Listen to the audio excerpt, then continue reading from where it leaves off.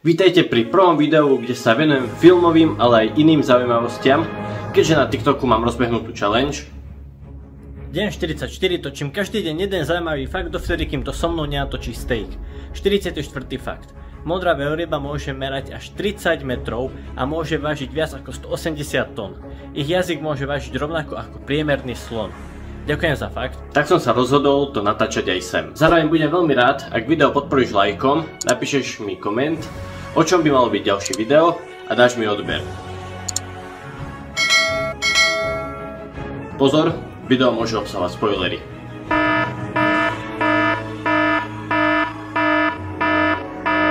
Dnes sa pozrieme na zaujímavosti o najúspešnejšom superhrdinovi, ktorého postavu vytvoril Stan Lee a nakreslil Steven Ditko. Spider-Man.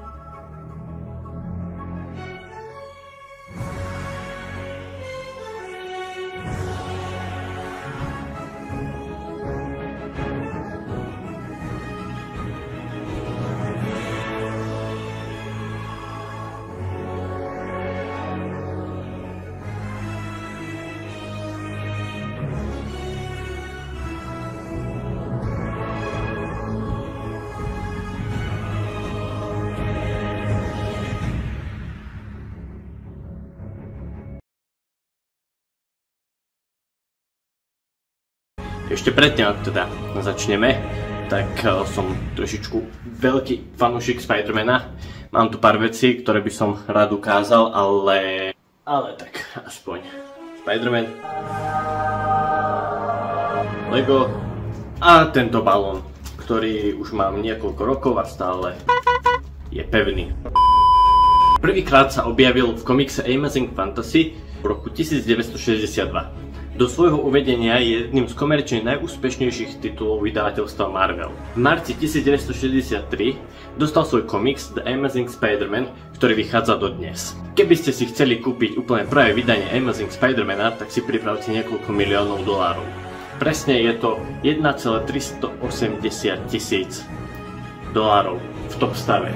Samozrejme dajú sa kúpiť aj lacnejšie verzie za nejakých 4,5 tisíca, ale to sú väčšinou nečitateľné verzie. Tá cena 1 380 000 je vlastne cena, za ktorú bol naposledy predatý ten komiks, takže neviem, či by tá cena nebola už o čosi väčšia.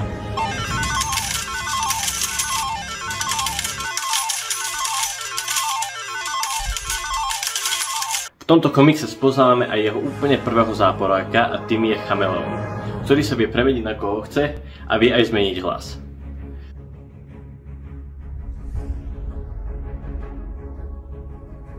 Samozrejme, že sú aj iné cesty, ako sa dá ku tomuto komiksu dostať.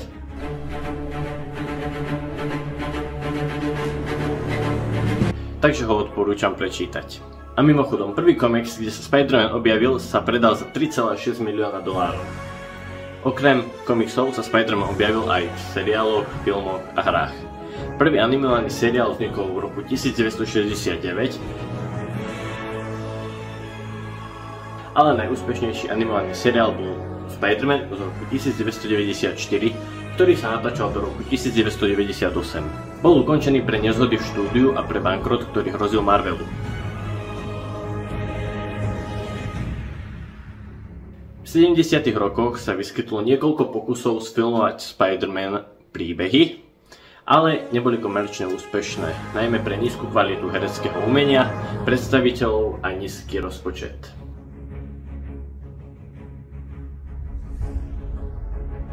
Za najúspešnejšie Spider-Man filmy sa považujú Raimiho trilógia, kde hral Spider-Man a Tobey Maguire.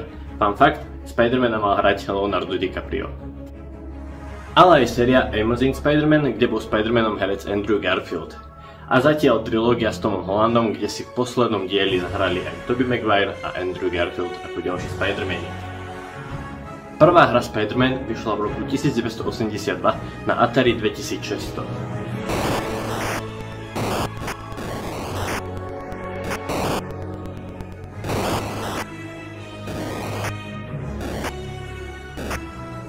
pre porovnanie, tak to vyzerá Spider-Man 2 z roku 2023.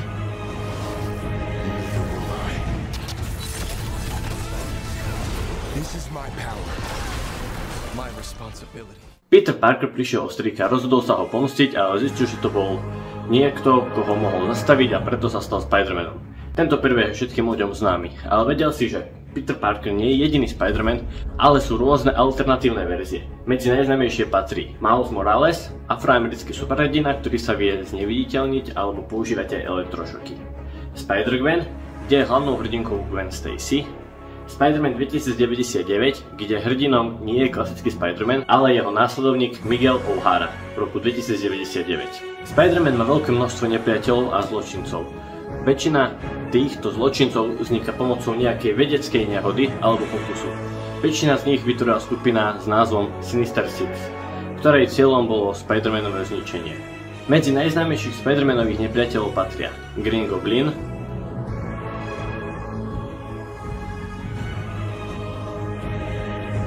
Dr. Octavius, Electro, Vulture, Mysterio, Lizard. Je ich toľko, že by sa o nich dalo spraviť samostatné video, takže keď tak, niekedy na budúce. Na to, že je Peter Parker nerd, tak si prešiel cez rôzne romantické vzťahy, napríklad s Mary Jane.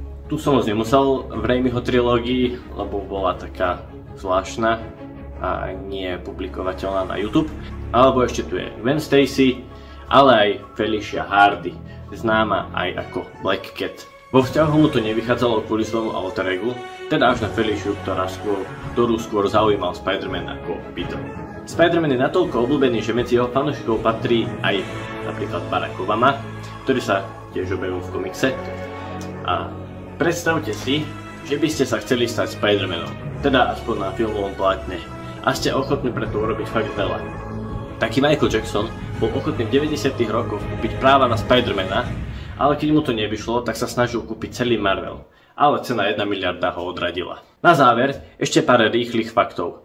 Keď Stan Lee vytvoril Spider-Mana, tak v štúdiu jeho postavu odmietli, ale keďže sa Stan nevzdával, nechal postavu nakresliť Stevena Dittka, dal postavu do komiksu Amazing Fantasy a zbytok už je história. V scéne, kde Peter chytí MJ a tácku s jedlom, neboli použité žiadne efekty. To by mu to na 163. pokus vyšlo. Vidíte ten jeho výraz? To je asi preto, že to bol 163. pokus. Vo wrestlingovom ringu je skutočný wrestler Randy Savage, a.k.a. Macho Man.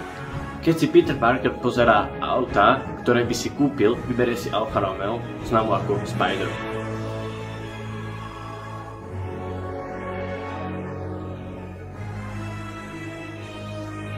Pri autách ešte dostaneme, keď Spider-Manovi 2 stratí Peter svoje schopnosti, tak spadne medzi auta a jedno z tých aut je Ford Focus, čo znamená sústrediť sa. Počas natáčania Amazing Spider-Mana Andrew Garfield a Emma Stone spolu začali chodiť aj v skutočnosti. Niečo podobné sa stalo aj Tomovi Hollandovi a Zendaya. V Amazing Spider-Manovi nevystupuje Mary Jane a je to tak prvý Spider-Man bez nej. Chvála Bohu. Garfield cvičil jogu a pilates, aby bol pružnejší. Tom Holland je najmladší filmový Spider-Man, ale aj tak bol o 2 roky starší ako jeho postava. Keďže Tom Holland nevie udržať tajomstvo, tak štúdio kvôli nemu začalo robiť scenáre iba čisto s jeho replikami. Keď štúdio Sony kupovalo Spider-Mana, dostalo možnosť kúpiť celý Marvel, ale odmietli to. Zaujímavosti som čerpal od rôznych youtuberov, či už na SK, CZ scéne, ale aj zahraničných youtuberov.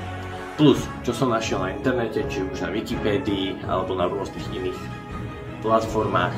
Takže keď mi napíšete, že niekoho kopírujem, tak nie, len som si zobral pár faktov. Tak, to by bolo všetko, ďakujem za pozornosť, ak sa ti video páčilo, môžeš mi dať like, napísať koment a dať odber.